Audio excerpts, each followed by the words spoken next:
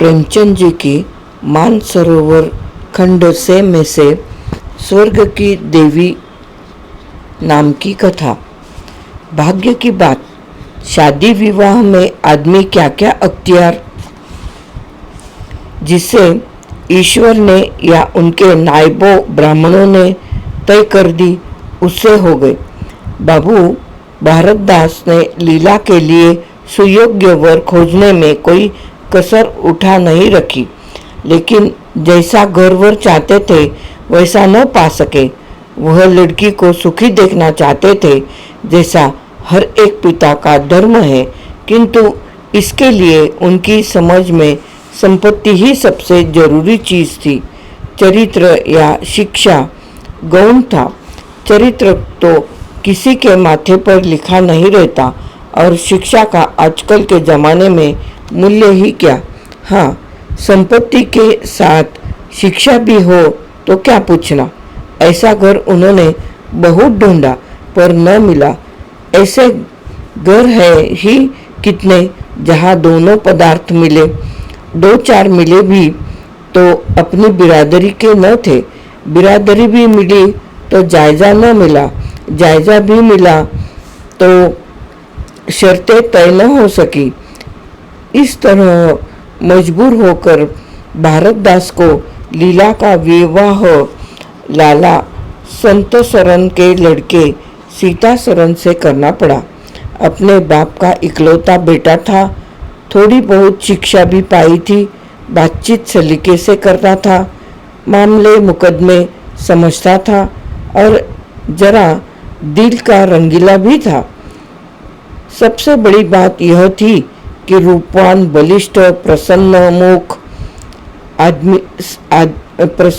मुख साहसी आदमी था, मगर विचार वही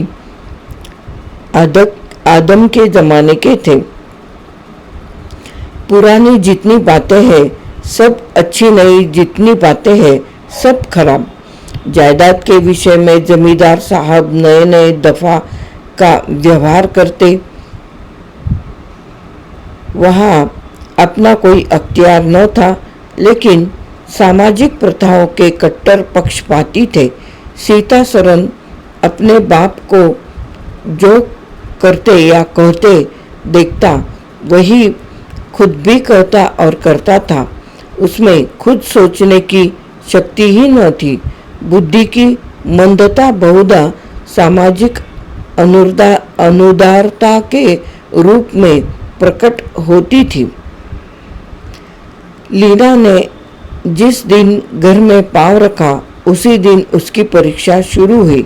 वे सभी काम जिनकी उसके घर में तारीफ होती थी यहाँ वर्जित थे। उसे बचपन से ताज़ा हवा पर जान देना सिखाया गया था।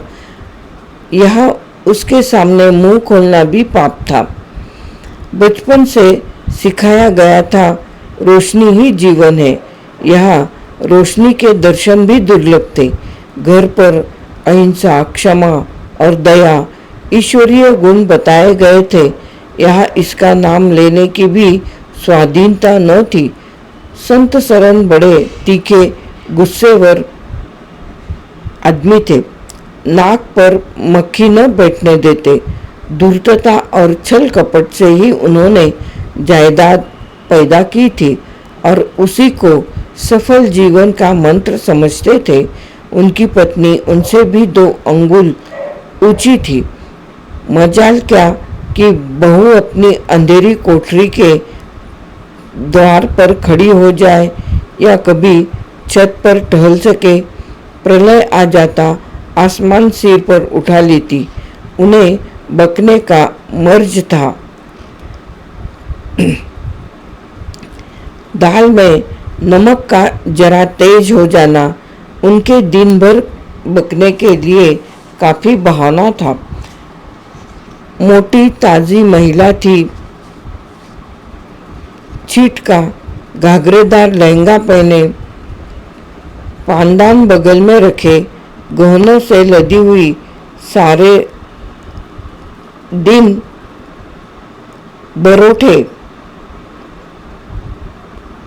बरोठे में माछी सारा दिन बरोठे में माची पर बैठी रहती थी। क्या मजाल कि घर में उनकी इच्छा के विरुद्ध एक पत्ता भी हिल जाए। बहू की नई नई आदतें देख देख जला करती थी। अब काहे को आबरू रहेगी, मुंडे पर खड़ी होकर जागती है। मेरी लड़की ऐसी दीदा दिलेर होती तो गला घोट देती। न जाने इसके देश में कौन लोग बसते हैं। गहने नहीं पहनती, जब देखो नंगी बुच्ची बनी बैठी रहती है। यह भी कोई अच्छे लक्षण है। लीला के पीछे सीता सरन पर भी फटकार पड़ती। तुझे भी चांदनी में सोना अच्छा लगता है क्यों? तू भी अपने को मर्द कहेगा? यह मर्द कैसा कि औरत उसके कहने में न रहे। दिन भर घर में घुसा रहता है, मुंह में जबान नहीं है, समझाता क्यों नहीं? सीता सरन कहता, अम्मा जब कोई मेरे समझाने से माने तब तो। माँ मानेगी क्यों नहीं? तू मर्द है कि नहीं? मर्द ऐसा होना चाहिए कि कड़ी निगाह से देखे तो औरत कांप उठे। सीता सरन, तुम तो समझाती ही रहती हो माँ, मेरी उसे क्या परवाह हो? समझती होगी बुढ़िया 4 दिन में मर जाएगी, तब तो मालकिन हो ही जाऊंगी। सीता सरन, तो मैं भी तो उसकी बातों का जवाब नहीं दे पाता।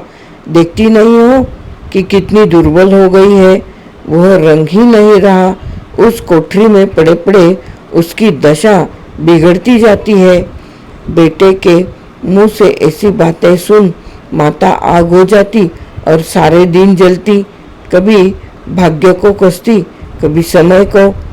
सीता सरन माता के सामने ऐसी बातें करता, लेकिन लीला के सामने जाते ही उसकी मति बदल जाती। वही बातें करता जो लीला को अच्छी लगती। वह वही बातें करता जो लीला को अच्छी लगती। यहाँ तक कि दोनों द्रुद्धा की हंसी उड़ाते। लीला को इसमें और कोई सुख न था। वह सारे दिन कुड़ती रहती। कभी चूल्हे के सामने न बैठी थी, पर यहाँ पसेरिया आटा थोपना पड़ता। मजदूरों और टहलुओं के लिए रोटियां पकानी पड़ती। कभी कभी वह चूल्हे के सामने बैठी घंटों रोती। यह बात न थी कि यह लोग कोई महाराज रसोइया न रख सकते हो, पर घर की पुरानी प्रथा यही थी कि बहू खाना पकाए और उस प्रथा का निभाना जरूरी था। सीता सरन को देखकर लीला का संतप्त हृदय एक क्षण के लिए शांत हो जाता था। गर्मी के दिन थे और संध्या का समय। बाहर हवा चलती, भीतर देह फूकती थी। लीला कोठरी में बैठी एक किताब देख रही थी कि सीता सरन ने आकर कहा, यहाँ तो बड़ी गर्मी है, बाहर बैठो। लीला ने कहा, यह गर्मी उन तानों से अच्छी है जो अभी सुनने पड़ेंगे। सीता सरन बोला, आज अगर बोली तो मैं बिगड़ जाऊंगा। लीला बोली, तब तो मेरा घर में रहना भी मुश्किल हो जाएगा। सीता सरन बोला, बला से अलग हो जाएंगे। लीला बोली, मैं तो मर जाऊं तो भी अलग न रहूं। वह जो कुछ कहती सुनती है, अपनी समझ से मेरे भले ही के लिए कहती सुनती है। उन्हें मुझसे कुछ दुश्मनी थोड़े ही है। हाँ, हमें उनकी बातें अच्छी न लगे, यह दूसरी बात है। उन्होंने खुद वह सब कष्ट झेले हैं जो वह मुझे झेलवाना चाहती है। उनके स्वास्थ्य पर उन कष्टों का जरा भी असर नहीं पड़ा। वह इस 65 वर्ष की उम्र में मुझसे कहीं ठाठी है। फिर उन्हें कैसे मालूम हो कि इन कष्टों से स्वास्थ्य बिगड़ सकता है। सीता सरन ने उसके मुरझाए हुए मुख की और करुण नेत्रों से देखकर कहा, तुम्हें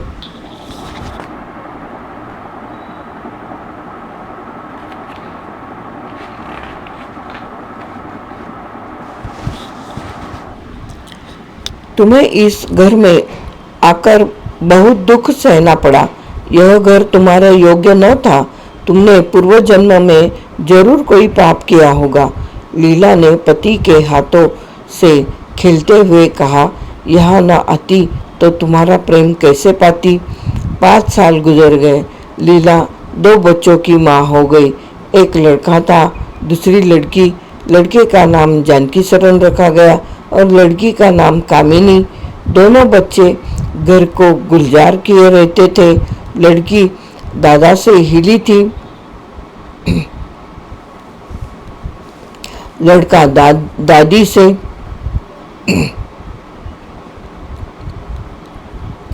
दोनों शौक और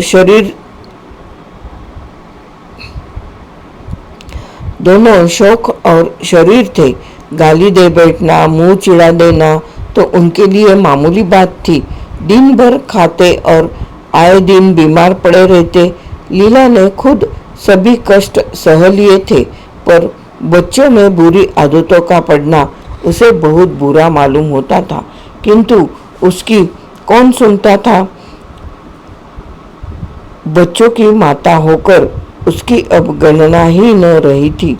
जो कुछ थे बच्चे थे, वह कुछ न थी। उसे किसी बच्चों को डांटने का भी अधिकार न था। सास फाड़ खाती थी। सबसे बड़ी आपत्ति यह थी कि उसका स्वास्थ्य अब और भी खराब हो गया था। प्रसव काल में उसे वे सभी अत्याचार सहने पड़े जो अज्ञान, मूर्खता और अंधविश्वास ने सौर की रक्षा के लिए गढ़ रखे हैं।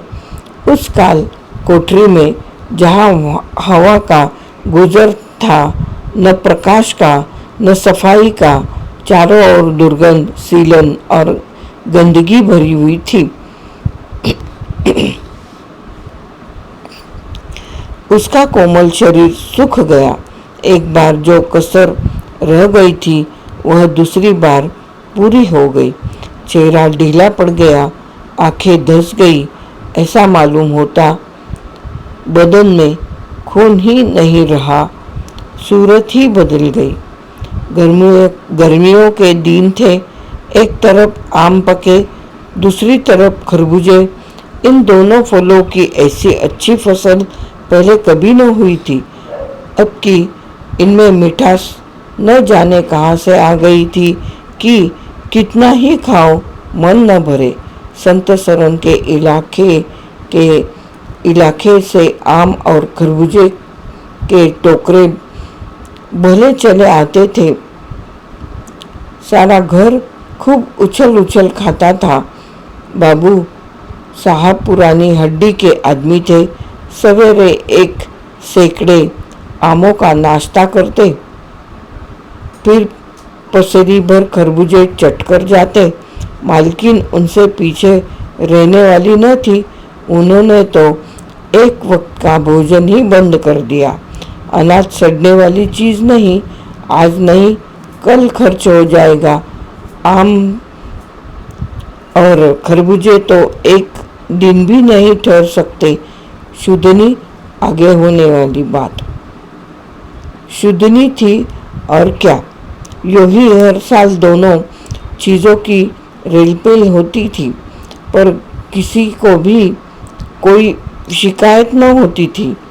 कभी पेट में दर्द महसूस हुआ तो हरड़ की फक्की मार ली।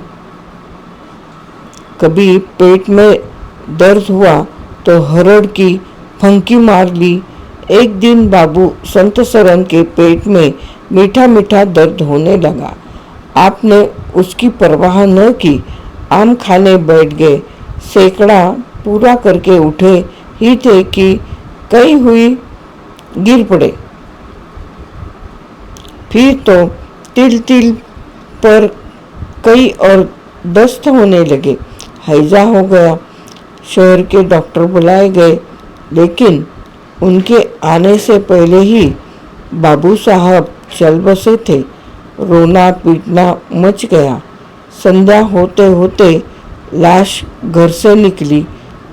लोग दाह क्रिया करके आधी रात को लौटे तो मालकिन को भी कई और दस्त हो रहे थे।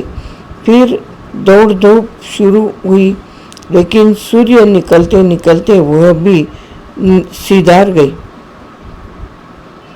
स्त्री पुरुष जीवन पर्यंत एक दिन के लिए भी अलग न हुए थे, संसार से भी साथ ही साथ गए।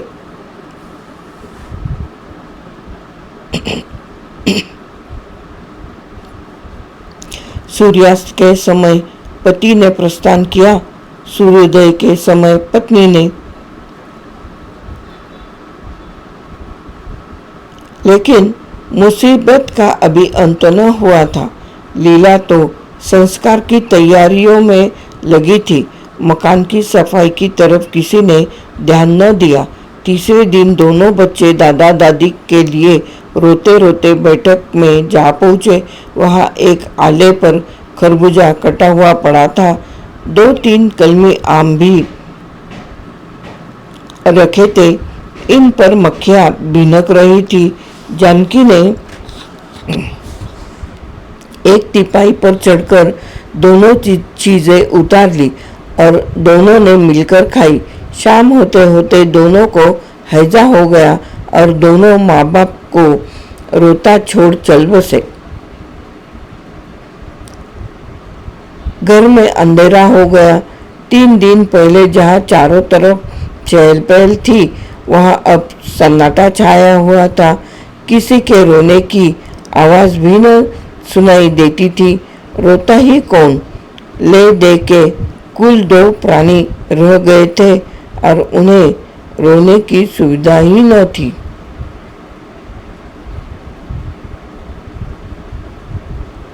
ले दे के कुल 2 प्राणी रह गए थे और उन्हें रोने की सुधि ही न थी, सुधि न थी।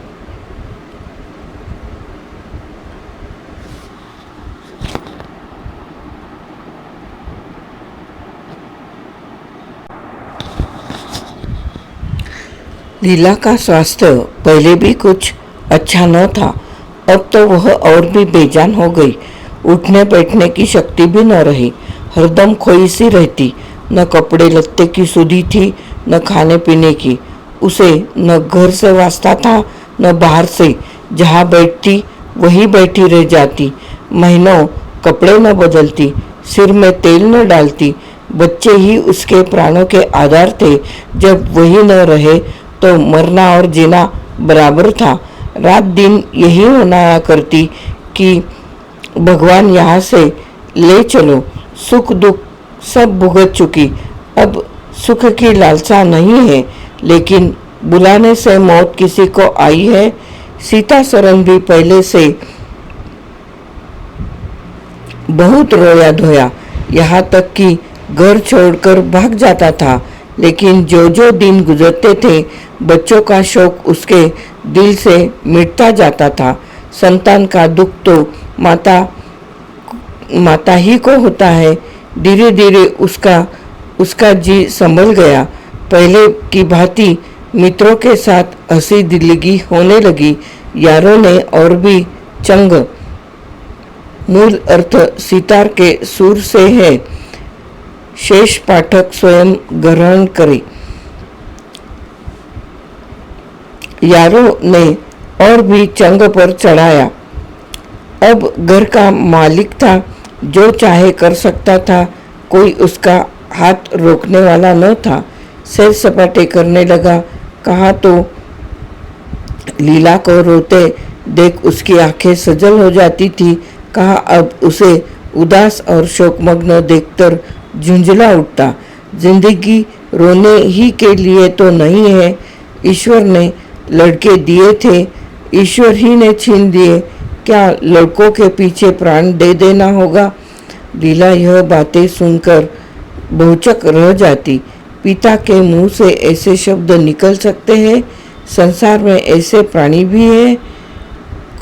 होली के दिन थे, मर्दाने में गाना बजाना हो रहा था। मित्रों की दावत का भी सामान किया गया था। अंदर लीला जमीन पर पड़ी हुई रो रही थी। त्योहारों के दिन उसे रोते ही कटते थे।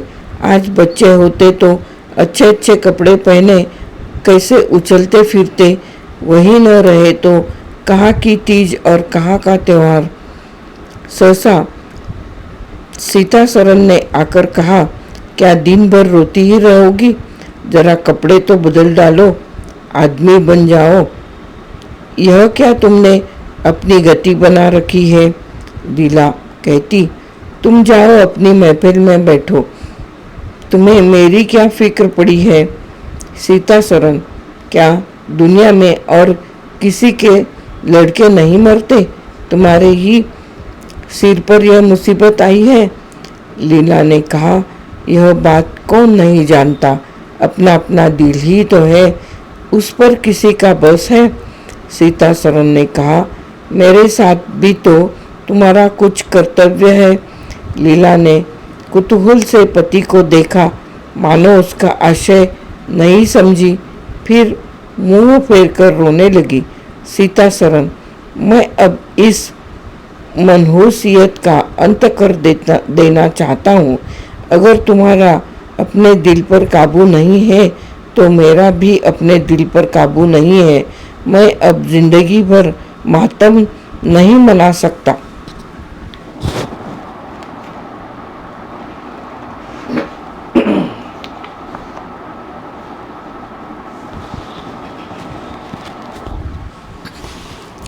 लीला ने कहा, तुम राग रंग मनाते हो, मैं तुम्हें मना नहीं करती। मैं रोती हूँ तो क्यों रोने नहीं देते? सीता सरन, मेरा घर रोने के लिए नहीं है। लीला कहती, अच्छी बात है, तुम्हारे घर में न रोऊंगी। लीला ने देखा, मेरे स्वामी मेरे हाथों से निकले जा रहे हैं, उन पर विषय का भूत सवार हो गया है और कोई समझाने वाला नहीं, वह अपने होश में नहीं है। मैं क्या करूं? अगर मैं चली जाती हूं तो थोड़े ही दिनों में सारा घर मिट्टी में मिल जाएगा और इनका वही हाल होगा जो स्वार्थी मित्रों के चंगुल में फंसे हुए नौजवान रईसों का होता है। कोई उल्टा घर में आ जाएगी और इनका सर्वनाश कर देगी। ईश्वर, मैं क्या करूं? अगर इन्हें कई बीमारी हो जाती तो क्या मैं उस दशा में इन्हें छोड़कर चली जाती? कभी नहीं। मैं तन मन से इनकी सेवा शुश्रूषा करती, ईश्वर से प्रार्थना करती, देवताओं की मनौतियाँ करती। माना इन्हें शारीरिक रोग नहीं है, लेकिन मानसिक रोग अवश्य है। आदमी होने की जगह हंसे और हंसने की जगह रोए तो दीवाना होने में क्या संदेह है?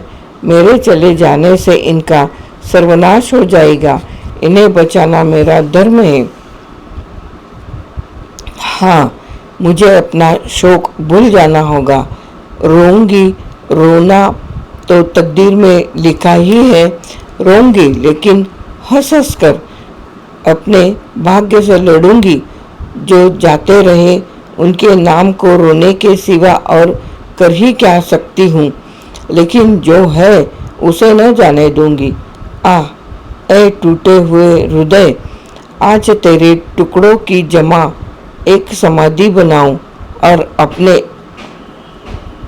शोक को उनके हवाले कर दूं। ओ रोने वाली आंखें, आओ मेरे आंसुओं को अपनी विहंसिता छटा में छिपा लो। आओ मेरे आभूषणों, मैंने बहुत दिनों तक तुम्हारा अपमान किया, मेरा अपराध क्षमा करो। तुम मेरे भले दिनों के साथी हो, तुमने मेरे साथ बहुत विहार किए हैं। अब इस संकट में मेरा साथ दो, मगर दगा न करना, मेरे भेदों को छिपाए रखना। लीला सारी रात बैठी अपने मन से यही बातें करती रही। उधर मर्दाने में दमा चौकड़ी मची हुई थी। सीतासरन नशे में चूर, कभी गाता था, कभी तालियां बजाता। उसके मित्र लोग भी उसे रंग में रंगे हुए थे। उसके मित्र लोग भी उसी रंग में रंगे हुए थे। मालूम होता था इनके लिए भोग विलास के सिवा और कोई काम नहीं है। पिछले पहर को महफिल में सन्नाटा हो गया। हूँ हाँ की आवाज़ें बंद हो गई। लीला ने सोचा, क्या लोग कहीं चले गए या सो गए? एकाएक सन्नाटा क्यों छा गया? जाकर दहलीज में खड़ी हो गई और बैठक में जाकर देखा, सारी देह में एक ज्वाला सी दौड़ गई। मित्र लोग विदा हो गए थे। समाजियों का पता न था। केवल एक रमणी मसनद पर लेटी हुई थी और सीतासरन उसके सामने झुका हुआ उससे बहुत धीरे धीरे से बातें कर रहा था। दोनों के चेहरों और आंखों से उनके मन के भाव साफ झलक रहे थे। एक की आंखों में अनुराग था, दूसरी की आंखों में कटाक्ष। एक भोला भाला हृदय एक मायाविनी रमणी के हाथों लूटा जाता था। लीला की संपत्ति को उसकी आंखों के सामने एक छलीनी चुराए लिए जाती थी। लीला को ऐसा क्रोध आया कि इसी समय चलकर इस कुल्टा को आड़े हाथों लूं, ऐसा दुत्कारूं कि वह भी याद करे, खड़े खड़े निकाल दूं वह पत्नी भाव जो बहुत दिनों से सो रहा था। जाग उठा और उसे विकल करने लगा, पर उसने जब्त किया। वेग से दौड़ती हुई तृष्णाएं अकस्मात न रोकी जा सकती थी। वह उल्टे पांव भीतर लौट आई और मन को शांत करके सोचने लगी। वह रूप रंग में, हाव भाव में, नखे तिल्ले में उस दुष्टा की बराबरी नहीं कर सकती थी। बिल्कुल चांद का टुकड़ा है। अंग अंग में स्फूर्ति भरी हुई है। पोर पोर में मद झलक रहा है। उसकी आंखों में कितनी तृष्णा है। तृष्णा नहीं बल्कि ज्वाला। लीला उसी वक्त आईने के सामने गई। आज कई महीनों के बाद उसने आईने में अपनी सूरत देखी। उसके मुख से एक आह निकल गई। शोक ने उसकी काया पलट कर दी थी। उस रमणी के सामने वह ऐसी लगती थी जैसे गुलाब के सामने जूही का फूल।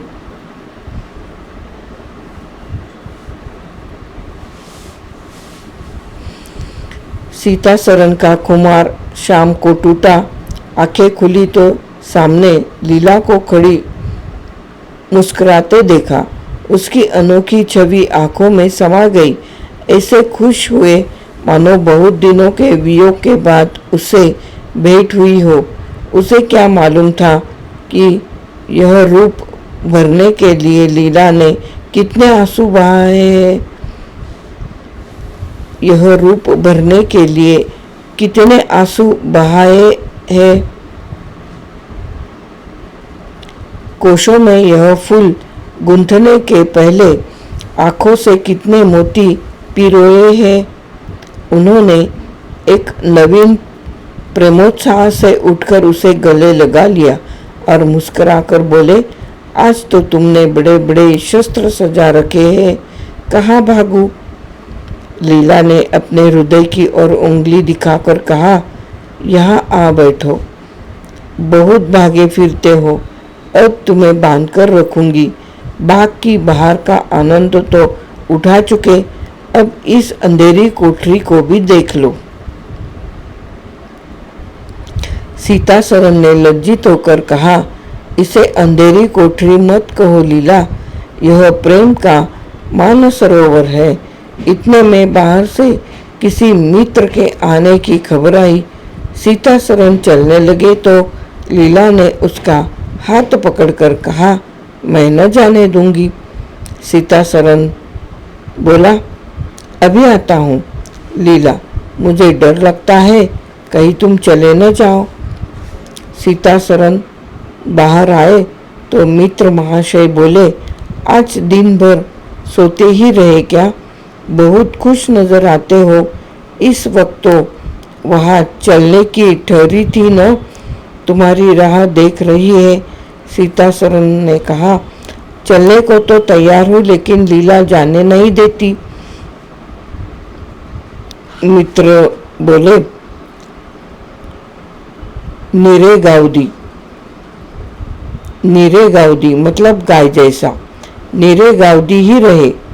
आ गए फिर बीबी के पंजे में, फिर किसे बूते पर गरमाए थे? सीता सरन बोला, लीला ने घर से निकाल दिया था, तब आश्रय ढूंढता फिरता था।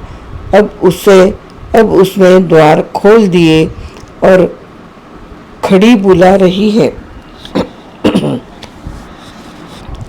मित्र ने कहा, अजी यहाँ वह आनंद कहा? घर को लाख सजाओ तो क्या बाग हो जाएगा? सीता सरन बोला, भाई घर बाग नहीं हो सकता, पर स्वर्ग हो सकता है। मुझे इस वक्त अपनी क्षुद्रता पर जितनी लज्जा आ रही है वह मैं ही जानता हूँ। जिस संतान शोक में उसने अपने शरीर को धुला डाला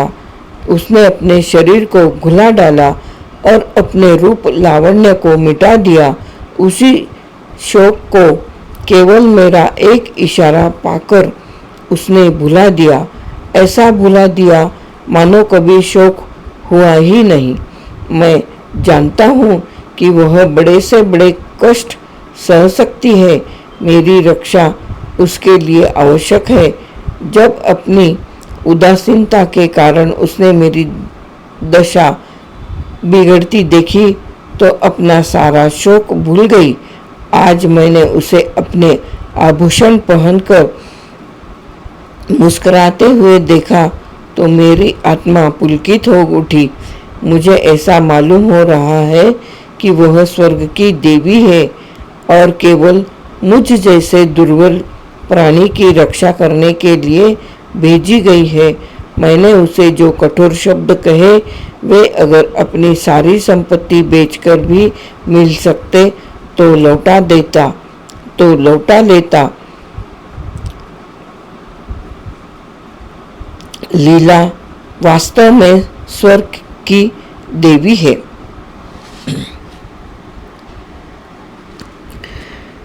प्रेमचंद जी की लिखी